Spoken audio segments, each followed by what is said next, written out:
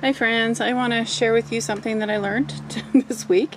I was siphoning some gas out of my Suburban because every time I leave it parked for a long time, somebody comes and siphons gas out of it. I put a lock on it, they broke through the back of the car, got the key, and siphon the gas out, and it's $100 and something every time I fill it up. So I drive it once or twice a year. It's not worth it, but I need to have enough gas to get where I'm going, and so I just have this little siphoning kit that I use, and this last time it got stuck in the gas tank. I pulled out the siphon and the rest of it was stuck in there. So I just wanted to show you how to get it out. I called my mechanic and he told me that the hose was under here and I could try to use this little tool that you push right here down, and when you do, this little clamp comes out the bottom, and it was about $4 at Ace Hardware, but it did not work. And I would have left the tube in there, except it had this little rubber part on it, and I was worried it would disintegrate and gum up the gas tank. So basically, there is a little wire. What did I do with that? There's a little clamp. There's a clamp basically that has a screw on it, and you can tighten it once it's onto the nozzle where the gas comes in. So this is rubber. It's pretty thick industrial rubber, and this is clamped on it, and it's on the end of this.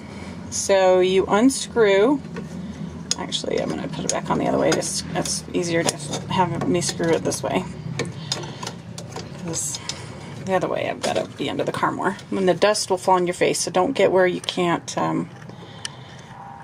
don't be right underneath it, because the stuff will come off. So make sure that when you're going to put it back on, you've got this on there on the right position. Anyway, then you put this back on the metal thing and then screw it on. But that's how you get it off. Now, this whole thing was in there, and all I could see when I pulled it down was just the end of it. So it was about right here in the pipe. So I just put the screwdriver in like this once I pulled it down and stuck it inside the hose and pulled it out. So I thought that it went right. There was this metal piece that went to the tank right here, and there isn't. It's just this little gasket